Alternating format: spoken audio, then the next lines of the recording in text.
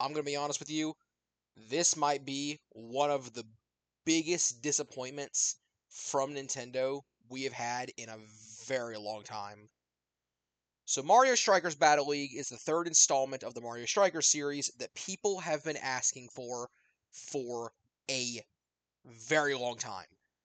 Ever since Mario Strikers Charged all the way back in the Wii some 15 odd years ago. It's been a hot minute. And in 2022, we got it finally. And I'm going to be real. It it kind of sucks. Just going to be honest. Mario Strikers Battle League. The gameplay of this game honestly is really really fun. I had a really good time when I played it, but it's the moment you start looking at anything that's not the gameplay that you realize, dang, this is not worth the money I paid for it. First and foremost, positives. I I think this game looks amazing. There is a certain the way Next Level Games animates their the Mario cast is so different from any other developer Nintendo has. It's got so much life to it, so much more emotion to the faces that really not even their other game Luigi's Mansion 3 has, but Luigi's Mansion 3 is also a very expressive game. I don't know, when the characters come on the fields, when they get happy, when they get angry, it's just so emotional, filled. Like, how do I word this properly? They show more emotion than I think any other point that I have seen in the Mario series. So I just think I think on that front the game looks really good. The gameplay is also phenomenal. It's fast, it's frantic, getting to just slam into your opponent with just the crispest of vibe checks is so fun. Um, there are issues, obviously. Um, I'm not the biggest fan of the items being involved, but it's not a deal breaker for me. But there is one big issue I have with the gameplay, and that's the hyper strikes and how obscenely broken they are. So hyper strikes are a special kind of kick you can do in the game that, if successful, scores 2 goals instead of one. The way you do it is you have to find this special orb that will spawn, and when what depending on what team touches it is depending on what gets it. Whichever team touches it, the entire team, all four characters, get the power. Now here's where the issue comes in. To pull it off, all you have to do is go in for a normal kick. Get on the opponent's side of the field and go in for a normal kick. You can be on the complete opposite side of the field, the complete opposite side of the opponent's goal, nowhere even close to the goal. As long as you are performing the kick, it'll activate. The way you trigger the hyper strike is it's got one of those you know how in golf games it has the power meters that goes forward and then backwards. It's a semicircle arrow. You have to land it in the blue. There's black spaces, orange spaces, and blue spaces. You got to land it in the blue. But here's the thing: if you land it in, if both of them are landed in the blue, it is a guaranteed unblockable hit. Now, the way this is judged is based on your character's technique stat. And if you just play the characters like stock, standard, normal, certain characters have better technique than others. Like Mario has higher technique than Bowser, so it's easier for him to perform like perfect hyper strikes. Here's the issue. You can put gear on your characters, and the gear changes the stats of certain characters. Or any stats that, like, gear changes the stats of characters that wear gear. So it can make your power go higher, or your or as aforementioned technique go higher. There's a trade-off. You will lose points in other stats, but you can basically make any character anything. Like off rip here base wise, Mario's a technique player, Bowser's a power player. But with the right gear, you can easily make Mario a power player and Bowser a technique player. You're not locked in to anything. And yeah, I like customizable options and all, but like what what's the point? What's the point of even giving them stats at all if you can just make any character whatever you want? And certain hyper strikes are better, like more powerful than others technically because they all kind of have secondary effects. Like Mario's is a fireball, Luigi's is a cyclone, so on and so forth. And if you can just make any character have good technique and pull it off, like yeah, it doesn't win you the game, but when all you have to do to activate the super good kick is just be on the opposing side. Now, yes, you can interrupt it. It's not like it's a guaranteed activation.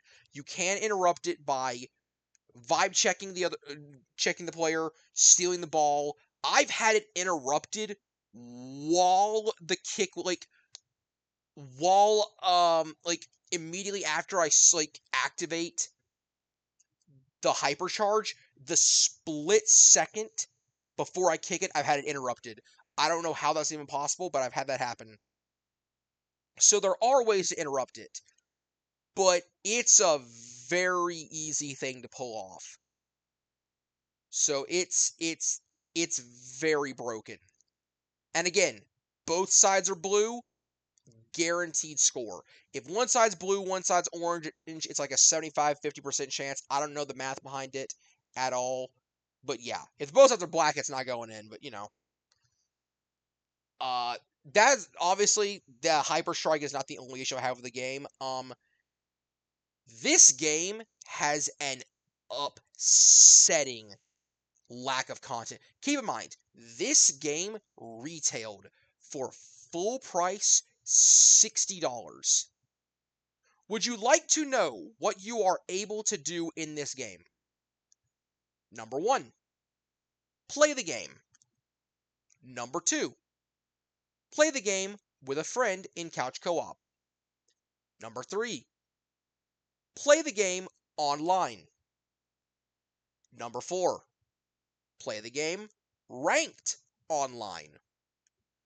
And finally, play against CPUs in a CPU Cup, which is basically just a tournament bracket against CPU teams that specialize in one specific stat, like power, like kicking, passing, yada, yada, yada.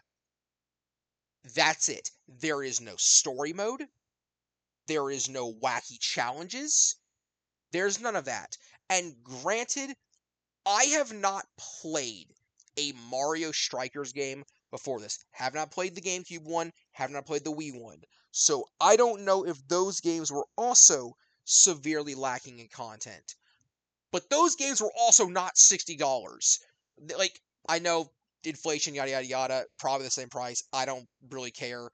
Fact of the matter is, I paid $60 for this game, and I have fun playing with it, so I can't be that angry.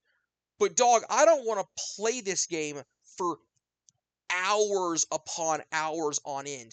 And that's not, I actually just remember this. That's not all. Stage wise, there is, I kid you not, one stage. There is one stage in this game with about 7, 8-ish skins you can put on it. What did those skins do? Absolutely freaking nothing. They are skins. They change the cosmetic appearance. There is no unique stage hazards. There is nothing. It is just, oh hey, one half of the field is Donkey Kong's jungle. One half of the field is a desert. That that's it. That's it. That's it. Nothing changes. The game also launched with not a concerning lack, but a lack of characters. It launched with like what, 8, 10 characters, and total it has like 15, 16. But another thing that irks me about the whole character thing is, do you know how many new characters got added to this game? 2. Rosalina at launch and Pauline are the only 2 new characters added to this game. The other 2 Mario sports games on Switch, Tennis Aces and Golf Super Rush, were both also pretty disappointing too when they came out. Tennis Aces redeemed itself, and Golf Super Rush got better-ish. But at least when it came to characters, they added semi-interesting stuff. Like, can't you play as King Bob-omb in freaking Golf Super Rush? Like, the characters in this game are so bitch basic. There's no PD Piranha. There's no Kremlins. There's no, like, wacky stuff. Y'all couldn't have thrown in Boo? Like, y'all throw Boo. Y'all throw that guy into everything. He doesn't even have legs, and you let him drive a car. And you can't throw him into a soccer game. That's fun. That's wacky. Why is the weirdest character in this game Birdo? Or Boom Boom, because he's the freaking goalie. I I don't know. It's just,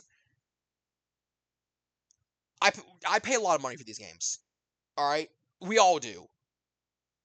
I don't know what has gotten into Nintendo and Camelot. Does Camelot? No. Next Level develop this. Next Level develop this.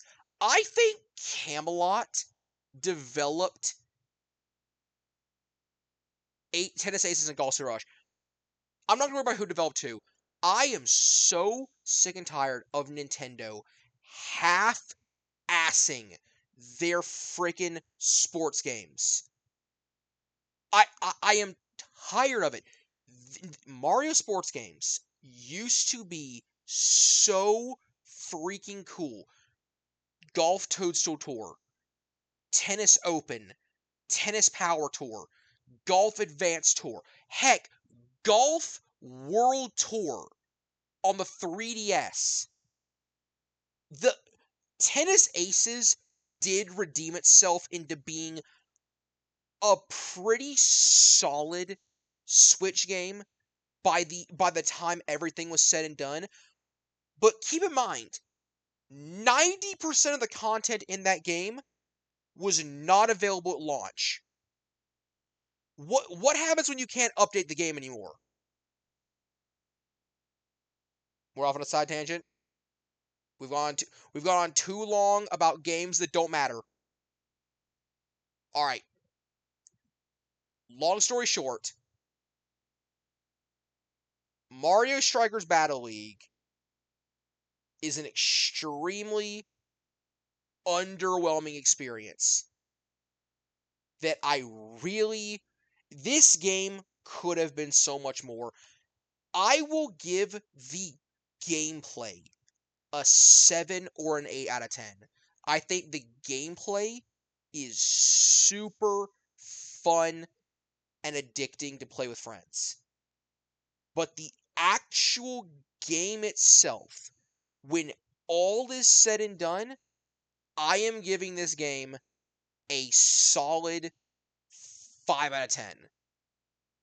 It it had the potential to be so much more, and it failed. I'll say I would be ecstatic if Nintendo tried Strikers again, or hey, Sluggers as well. But Nintendo with the Switch 2, you got to try. You got to try a little bit more. You can't be doing the whole drip feeding thing like you have for the last 3. You gave up so early with this game. You supported Tennis Aces for so long. You know what? I'll save my ranting about Switch Aces for when I actually review the game. 5 out of 10 could have been way better, but at least it's fun to play. That's about it. Have a good day.